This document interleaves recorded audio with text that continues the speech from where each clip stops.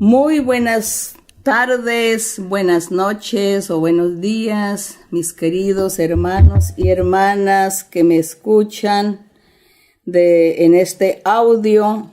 Hoy vamos a estar meditando en el Señor Jesucristo, su deidad, en el Señor Jesucristo como el Hijo de Dios, como el ser que nuestro Padre ordenó que viniese al mundo para rescatar a todo aquel que en él creyera, a perdonar pecados, a salvar a la gente, a los que le obedezcan, a los que le crean, a todos aquellos que dispongan su corazón para Dios.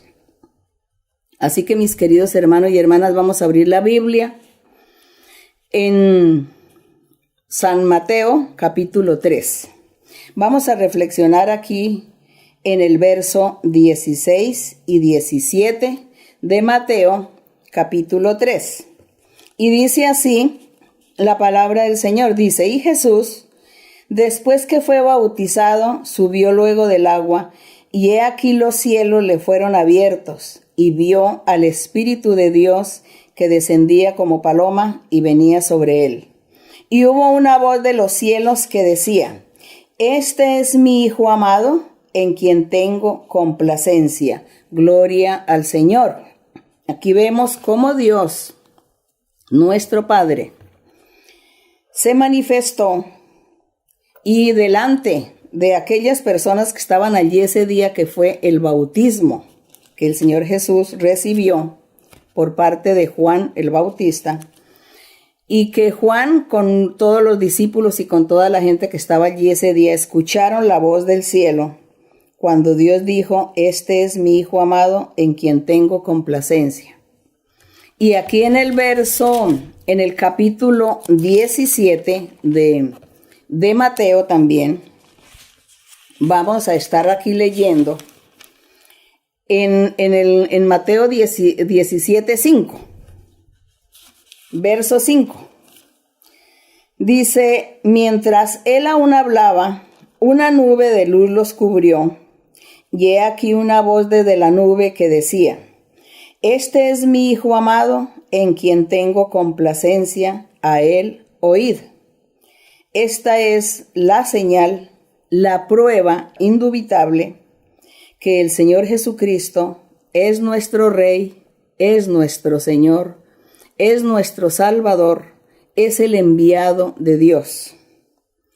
Y que por medio de él nosotros seremos rescatados y ganaremos la vida eterna, siempre y cuando, al vivir el resto de nuestra vida o de nuestros días, haciendo la voluntad del Señor y cumpliendo sus mandamientos, pues esta promesa se logrará. Así como se dio el cumplimiento de la venida de nuestro Señor Jesucristo a la tierra, allí en Jerusalén específicamente, y allí el Señor comenzó a manifestarse y a predicar su evangelio. Pero antes de estas cosas, pues lo que acabamos de leer es el cumplimiento de la profecía de Isaías en el capítulo 42. En Isaías capítulo 42, Isaías profeta, en el Antiguo Testamento, él profetizó acerca de nuestro Señor Jesucristo, acerca del cumplimiento de estas maravillas, cuando el Señor fue bautizado en agua, y dice que los cielos se abrieron y que una voz decía: Este es mi Hijo amado, en el cual tengo complacencia, a él oíd.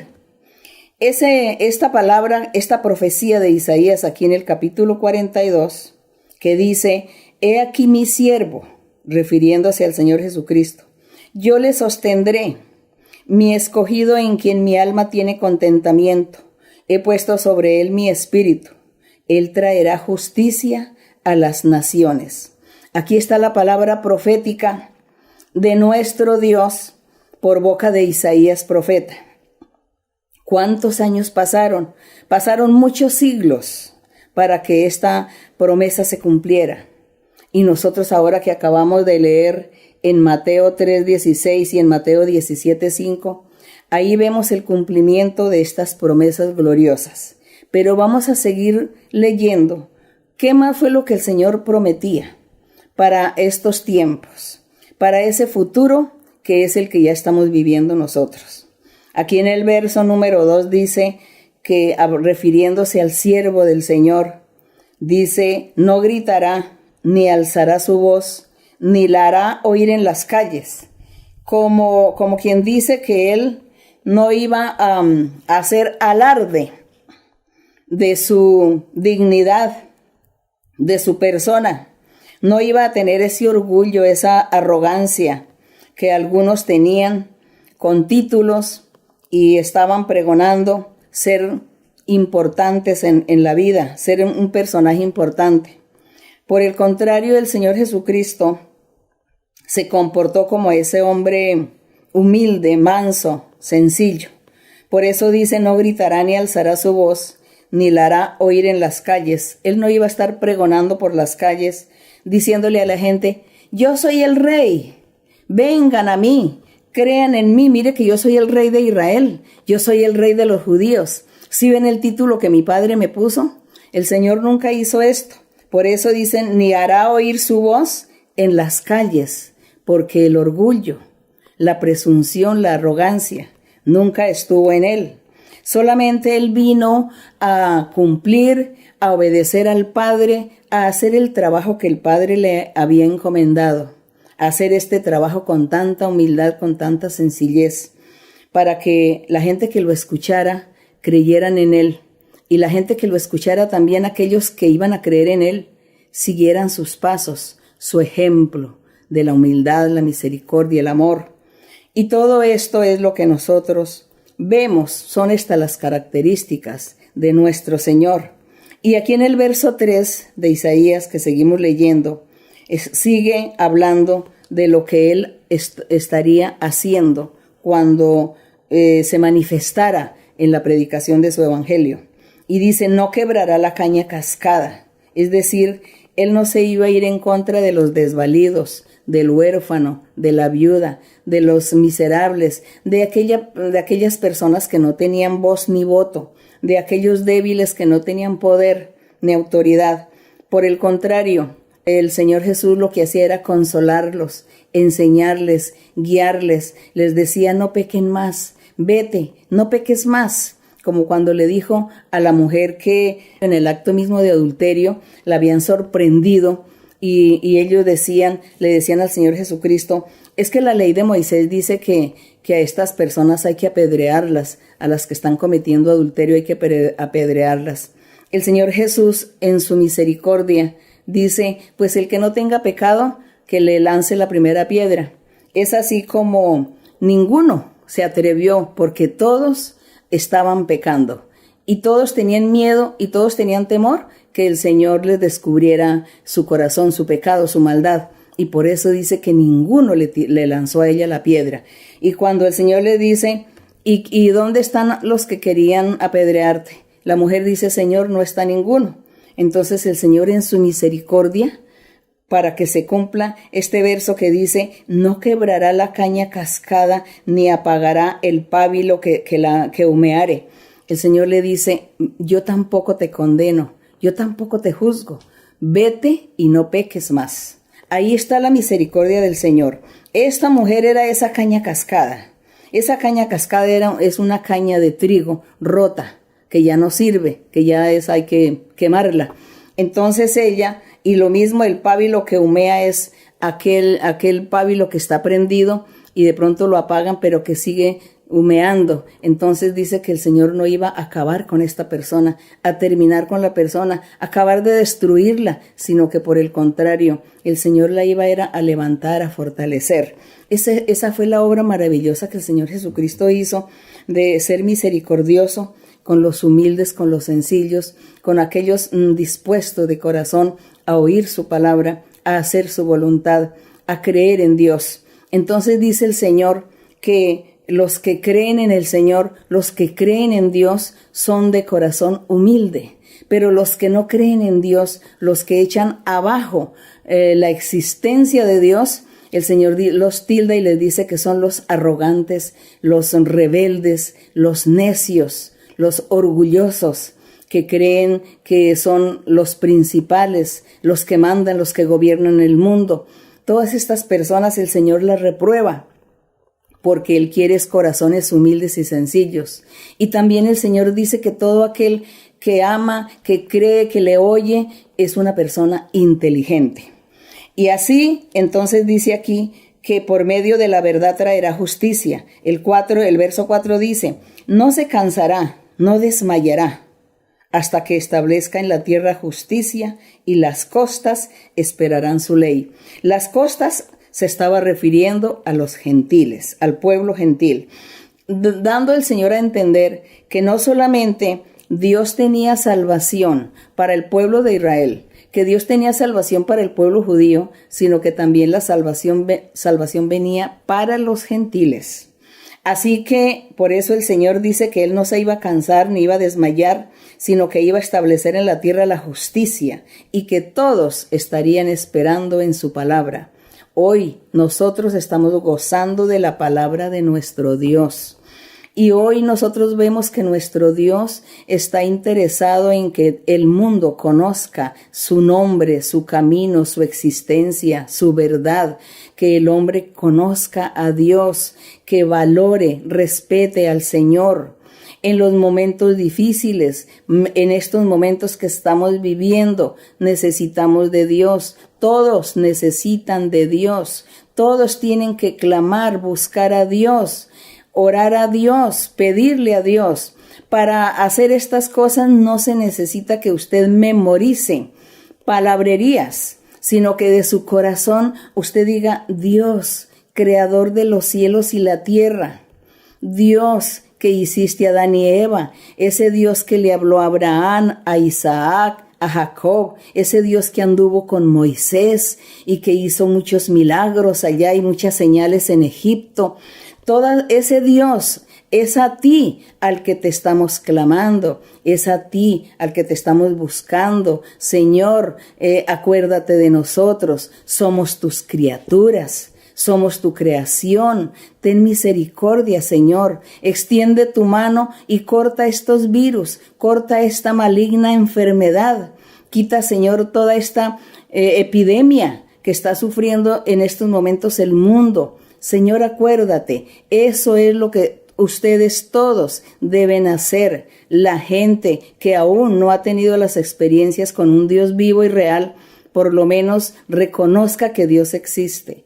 Busquen la Biblia, lean la Biblia y allí encontrarán la verdad de Dios y esa verdad los va a hacer libres. Con esa verdad ustedes serán bendecidos. Así que es el momento de analizar, de reflexionar y de esperar y de confiar en un Dios vivo y de poder. Así que la palabra del Señor está ahí escrita y nosotros debemos darle credibilidad y disponer nuestro corazón para aceptar a este Dios poderoso.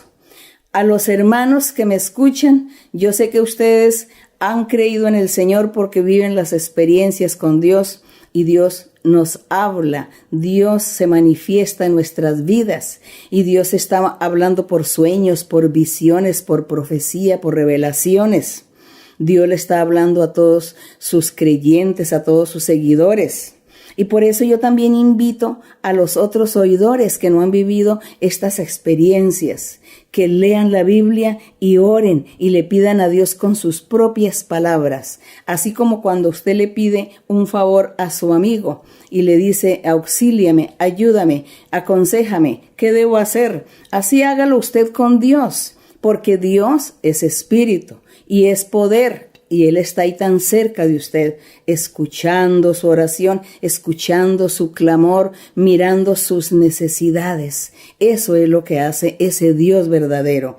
Así que todos ustedes los invito para que crean en este Rey, en este Salvador que Dios envió y que Dios prometió aquí a través de Isaías profeta, y Dios cumplió muchos siglos después. Y luego allí, cuando leemos los evangelios, encontramos a ese Jesucristo, el Rey de Israel, el Rey del universo. Lo encontramos haciendo la obra maravillosa y lo encontramos enseñándonos su doctrina, su evangelio perfecto. Y Él se fue, pero Él nos dejó el Espíritu Santo. Y el Espíritu Santo es el que está hoy con nosotros, y Él es el que nos está guiando, nos está orientando, nos consuela, nos enseña qué debemos hacer, aún nos enseña a orar y nos enseña cómo dirigirnos, cómo presentarnos delante de nuestro Dios. No dude. Siga firme. Y seguimos aquí leyendo para honrar a nuestro Dios. Aquí en el verso 5 dice, así dice Jehová Dios, creador de los cielos y el que los despliega, el que extiende la tierra y sus productos, el que da aliento al pueblo que mora sobre ella y espíritu a los que por ella andan. Yo Jehová te he llamado en justicia y te sostendré por la mano. Te guardaré y te pondré por pacto al pueblo, por luz de las naciones. Bendito el nombre del Señor. Dice, ¿para qué? Para que abran los ojos de los ciegos, pero no era solamente los ciegos físicos, sino también los ciegos espirituales. Aquella persona que anda en el mundo sin Dios y sin esperanza es una persona ciega, ignorante, está ignorando lo de Dios, no ve lo de Dios, no ve el poder de Dios, no ve la mano de Dios, no ha disfrutado de las bendiciones de Dios, por eso dice que son ciegos. Y dice, también el Señor sacará de la cárcel a los presos y de casas de prisión a los que moran en tinieblas. Yo Jehová, este es mi nombre, y a otro no daré mi gloria, ni mi alabanza a esculturas. Vemos cómo aquí Dios reprueba las esculturas, las imágenes, los ídolos. Entonces hay que buscar a un Dios en espíritu y en verdad, porque Dios es espíritu.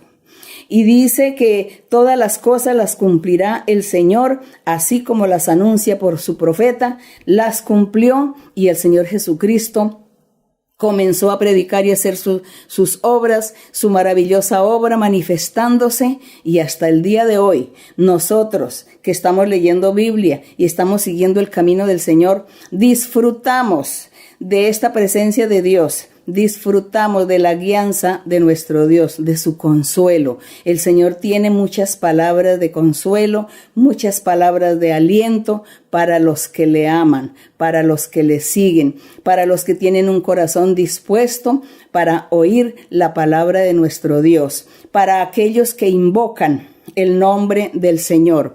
Para todos ellos hay muchas bendiciones. Así que nuestro Dios es nuestro Padre y nosotros somos su creación. Clamémosle y alabémosle con todo el corazón. Gracias y honra le damos al Señor. Una breve oración. Padre Celestial, gracias, Padre mío, por escucharnos, por mirarnos, por oírnos, por ver nuestras aflicciones. Mira la tristeza, mira la angustia, la tristeza y el clamor de muchos. Mira estas situaciones que se están viviendo, Señor. Te pido, mi Señor, en el nombre de tu Hijo Jesucristo de Nazaret, que tú extiendas tu mano y que cortes esta enfermedad. No permitas que esta enfermedad se vaya a extender más, que no sea por mucho tiempo, Señor, que sea pronto, Señor, que tú quites todo este flagelo. Padre mío, ten misericordia de tu creación, de tus criaturas, Señor. Gracias en el nombre de Jesucristo. Te lo pido, mi Señor, en el nombre de Jesús de Nazaret. Para Él sea la honra, la gloria y la alabanza desde el siglo y hasta el siglo. Amén. Gloria al Señor. Ahora cantémosle al Señor un coro. Si ustedes tienen allá el libro de los coros, hay un coro muy hermoso que dice, Él hizo tanto para mí. El coro 141. Y entonces lo vamos a cantar así sin música, sin instrumentos, solamente con nuestra garganta. Cantémosle a nuestro Dios. Él hizo tanto para mí. Él hizo tanto para mí, jamás podré contarle la mitad de las cosas que el Señor ha hecho para mí.